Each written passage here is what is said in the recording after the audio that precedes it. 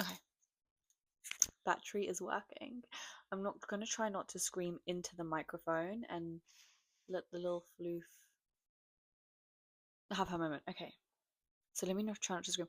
Oh, the thing I should have done was actually get the books out already, but I didn't. So, hey guys, I'm back. I'm back for another video. I'm gonna try and make this as interesting as possible. I'm gonna basically do a review of the books I've read so far this month. I've nearly finished my seventh book for this month. I'm kind of behind like a book and a half. I should have finished Mexican Gothic by now. I'm like 30 pages into that, and I'm 100 pages into this, and they're both 200 and something pages long. They're really not that long. Like this is under 300, and so is that one. That's about 250, and this is like 280. That's a rough estimate. I'll probably put up on the screen how long they actually are, but I I'm enjoying this so far. This isn't I don't always read this type of literature, but I do enjoy it. I'm gonna get back into this later.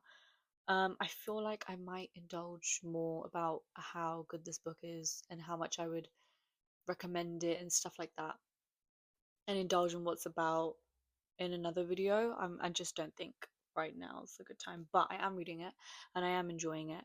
Um, I just would just the genre's not typically what I would read anyway.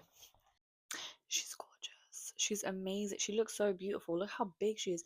She's 800, around 800 pages long.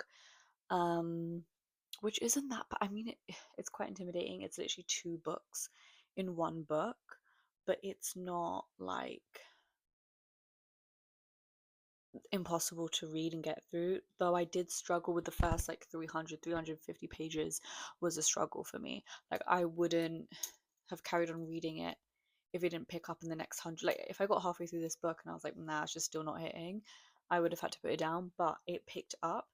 And halfway through I started enjoying it more because like the world building like jargon became less and less like intense, and you kind of had a better footing with the characters, and you really like Iad is like the main character, and she's like really amazing. Like I really like reading from her perspective and like seeing her character go through what she's going through. But it is inspired by Lord of the Rings. I think Sunday Times, yeah. um the next generation of hit fantasy fiction, a feminist Lord of the Rings, and I kind of agree. I think that's why I found it quite jarring in the beginning, because even though I've read Lord of the Rings, I haven't read The Hobbit. I haven't finished Lord of the Rings actually. I haven't even marked down that I've read the last book, but I will get to that.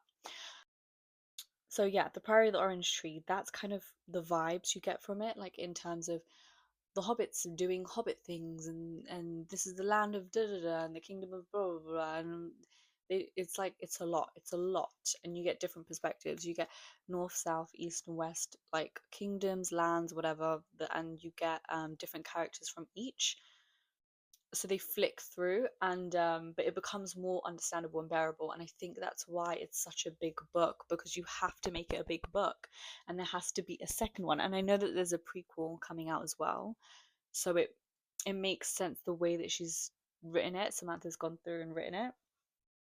But oh my god, was it a hefty big boy.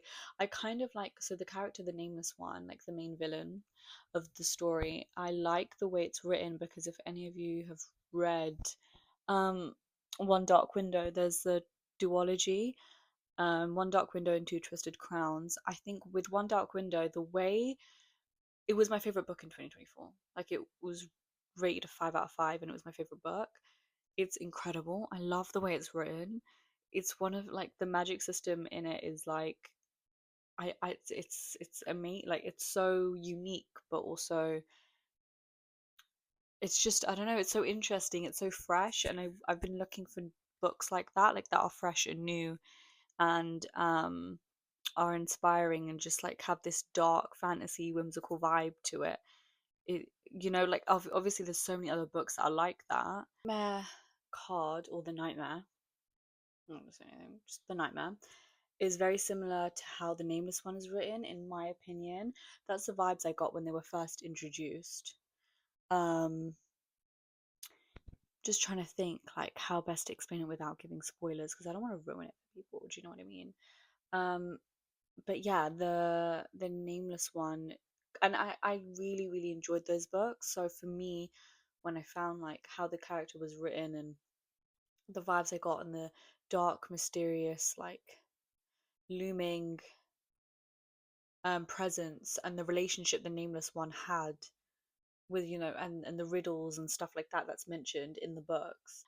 Um, but and so many books written with that same similar tropes and stuff like that, but it's just done so well.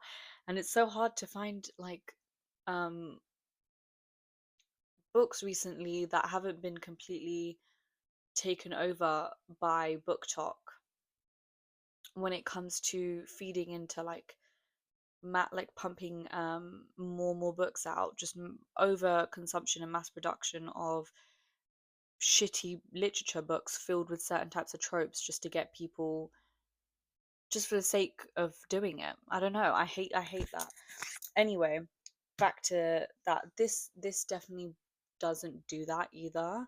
It is queer. There is a lesbian relationship in there. Um, it's Wallawa. It's great, but it's not like intensely sexual in any way. It is romantic. Like it's intimate and it builds really well, and you can, yeah, I don't know, I quite like their relationship, and I just think yeah, I really enjoyed how it was written. I think I should have given it a better shot like ages ago. Like I feel like I should have been more patient because it is a big book, and you don't most people don't want to have to read a huge book and not be sure if they're going to like it or not. I believe it is a hit or miss because you just have to power through the first couple hundred things. And I know it's like, oh, a couple hundred, like 350 pages is like a lot. But in terms of how big the book is and the second book being slightly bigger, 250 pages is not just to get like all the information dumping in there. And I don't think it was written that badly. I think when I was reading it, I wasn't sorry. When I was reading it initially, I wasn't as interested because I had been reading like multiple different series. So you really do have to like make time, sit down and be prepared to read this book. So I'm gonna leave it at that. So that's probably the Orange Tree. I'm really excited to start the second one. But I still haven't started Thunderhead. I was meant to, but I finished Immortal. I think I talked about that in the last video. With like Immortal being really a good read, like in terms of romance. It was cute. It wasn't subtle. It was intense. So it's a bit smutty. I wouldn't say it was like too sexual, inappropriate, or like a lot. Which I prefer. But I would say the romance was like a main focus in the plot, whereas I prefer it being in the background of the plot, and I prefer like action and just high fantasy type of books. But I'm not it is a high fantasy book, but that's not the main focus, I believe. I don't think so. I think the main driving thing in the point in the plot is their relationship. It felt like that almost. I don't know if that was the author's intention, but I'm kind of like iffy about it, but it wasn't done that badly. I think I rated it like a 3.75. I'm quite reluctant to give fives because I'm very stingy with them because you have to really earn them. But I don't even know if I gave One Dark Window a five. No, I really, really enjoyed that book. I might change my mind later on. Um, but in terms of the type of like genres and types of books that I like, and the tropes included in it and blah blah blah, if you put all that into consideration, and it's my personal rating because I have like a soft spot for that type of those types of books. And if it's done well and to a certain standard, I'm gonna give it a 5 because I really enjoyed it. And I think when I read it, it was just the right time for me. There's so many different factors that go into me rating something a 5, and sometimes it happens and sometimes it just doesn't. Malice, I started the second book. I take back what I said about not liking it that much because I lied. I lied. I really enjoyed it. Or I'm enjoying it because I haven't finished it. But I've reread some of Malice and I think the ending was actually quite good as well. I just, when I read it, I just felt it was flip flopping between too many different perspectives, and it was so intense. I think actually that's originally why I didn't enjoy the Priory of the Orange Tree, because I just didn't like how it kept changing perspectives. It was too much. I've read the Mistborn. So the first book in the Mistborn trilogy, I initially was like, oh, I don't I don't know how I'm gonna feel about going back and forth between different perspectives. Turns out the way Brandon writes it, it's so the transition between each character and changing perspectives is so good, and I actually really appreciate it and really enjoyed it. So I'm not mad about it, like at all. I actually quite enjoyed it. Um and it was easy to follow. Like when it's not easy to follow, don't I can't keep up, and I'm like, oh, I don't want to read this. And that's how I felt with Malice for like most of the book, and I was like, oh my god, what am I doing? And I didn't want to like speed run reading a book and not enjoy it, so I went back and like read a couple chapters, especially the ending, just to like catch up because it'd been a while since I read it. And then it was like the beginning of January. I think it was the first book in my January read. Wrath is the last one. It's a blue book. Look how meaty these books are, guys. What the hell? And I bought a new one. I bought a new one because I'm an idiot. So what I'm going to do is I'm going to stop reading smaller books and sidetracking. But the smaller books and sidetracking helps me enjoy fantasy more. And I have a whole year. I have a whole year ahead of me. I can finish these books. And if I'm reading 10 books a month, I don't know if I mentioned I actually completed of reading Immortal Longings. Um, I gave Immortal Longings a higher rating than Immortals because I enjoyed the plot more, and it wasn't so romance heavy, but it's a lot more intimate, explicitly intimate towards the end, and I enjoyed like the build up. Like it wasn't straight away, and it had the right elements to it. We burned together. I think I mentioned that in the last video. I'm not sure. But We Band Together was really good. I would say it had elements of being like a 5 even, but the book needed to be longer and certain ideas were implemented that needed to be expanded. Certain like um I felt it was very repetitive at some points in regards to like the relationship that the main characters have. It was just too it was like, oh, I want him, but he doesn't want me, and he pulls me closer, but then he pushes me away. Like every single at the end of every single chapter, it was the same scenario again and again and again. And I was like, okay. Especially towards like the middle to the end, I was like, okay, there's like 7 back-to-back chapters where it ends like this. I'm like, I'm losing interest. It was quite painful to read some of them, but okay, painful might be an exaggeration, but it was a bit difficult too. And I don't want to struggle to read something. Like, why am I struggling to read something? Why are you putting me through this? Please. Really want to reread The Poppy Ball. Super excited for Catabasis at the end of the year. I've literally pre-ordered it. I'm gonna get that baby in hardback. Um, but I'm genuinely so excited. But after this video, I'm gonna finish this off and I'll give it a review. Um, I wouldn't say it's one of my favorites. I think From literally from just reading 30 pages of Mexican Gothic, I prefer Mexican Gothic. Prefer it over, I would say, this book. This book's not bad. It's just it's not fully my cup of tea, but I'm not mad at it and I'm nearly halfway through, so I'm gonna just commit. I'm gonna commit to it.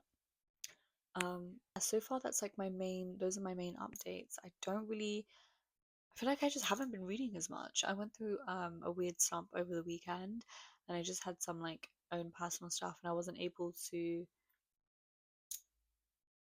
upkeep like that same state, like that same flow of reading, and I don't know if I want to carry on reading smaller books. A book that I started recently is called Hello Beautiful. Now, I don't know how, I could be wrong. I started reading it.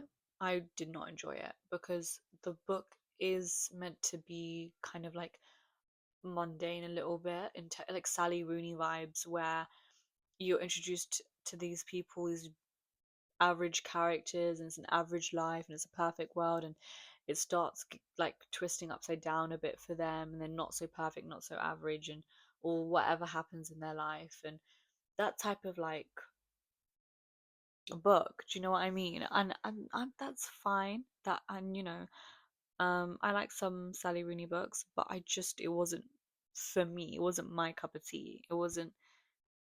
I was not the fucking target audience. But when I started reading it, very much didn't enjoy.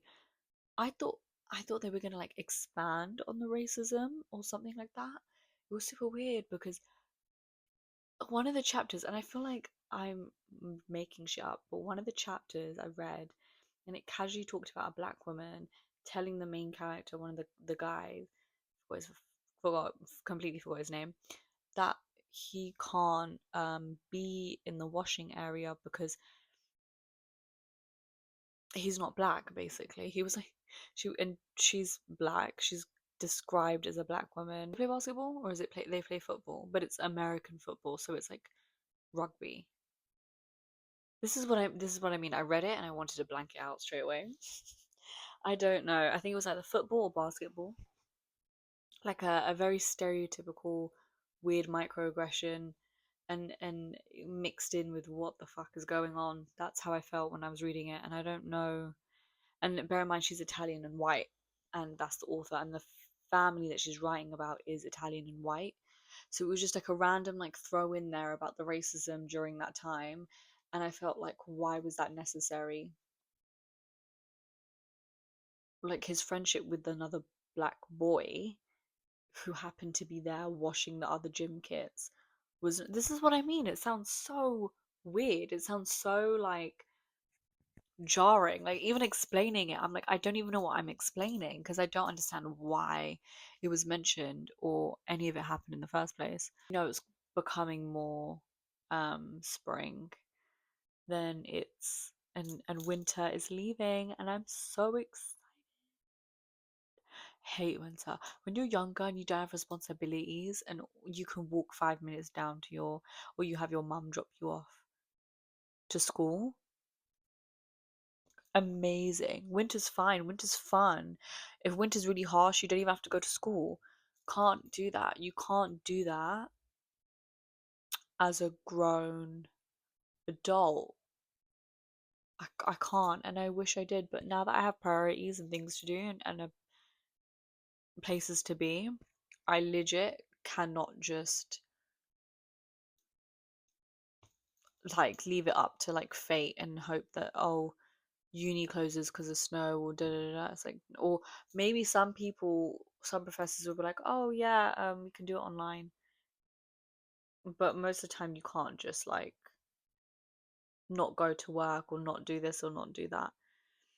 Do you know what I mean? Like you actually have priorities and things to do, so you can't just fob things off. Like things become more difficult, and it's like, yeah, it depends on the weather. I hope it doesn't rain today. But before, I used to love it when I was a child. Like when I was younger, the idea of winter was so nice, and you get to cozy up and read. That's what I love to do the most during winter. I used to basically, my bedroom was a different layout, and I had a backboard, and I would sit here in this corner and have my pillows around me, and I'd have a candle light, and I'd hold the candle as if it was like 1950 or the 1800s. I don't, a long time ago, Victorian era.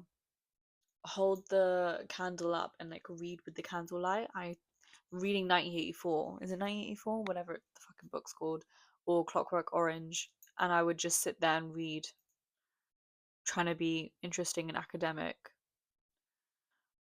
I don't know, the audacity. I don't know who I thought I was. And this is like me at like 16, 17, trying to be. To be fair, it wasn't me acting. I didn't even try to do it because I thought it was aesthetic. I didn't want to put the big light on. Basically, I just didn't want to put the big light on, and I wanted to read to my heart's content. And I used to read books in a day, like bigger books, like all the time. Some of the books I read, for me, like when I was younger, like a book like this, reading it in a day was like so impressive, like Mission Impossible. But now I'm like, girl, bye. It's not even that deep. But I didn't use. I stopped reading for like a good year, like a whole year. I read maybe 8 books, 4 books, and then the year before that, I read 0 books. Um, which is such a shame. Anyway, that's it for today's video. It's gonna be maybe even shorter than the last one. I don't know. We'll see. I have been waffling for way too long.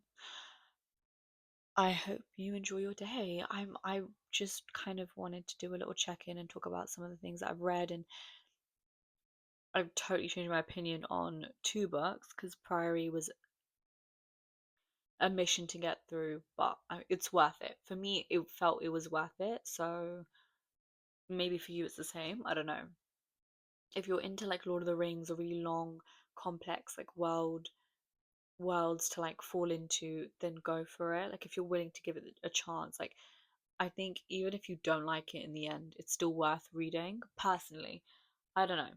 But if you're heavy into romance and things like that, and you don't like big books, and you don't like things like Lord of the Rings, for example, don't read it. Don't read it. Sometimes some books don't need to be read. Sometimes it's okay to put the book down, and sometimes it's okay to just not follow a trend and pick up a popular book because it is a popular book. I don't know if it's a book talk book. Because for me, what I like to do is I like to go into Waterstones. I like to look up books. I understand which genres I like, which tropes I find most interesting, um, or things and characters I relate to, and I buy it. I don't really. I have TikTok, but I'm not on Book Talk. I'll be completely honest with you, I'm not. I just walk in to Foyles, Waterstones, sometimes the Works, which is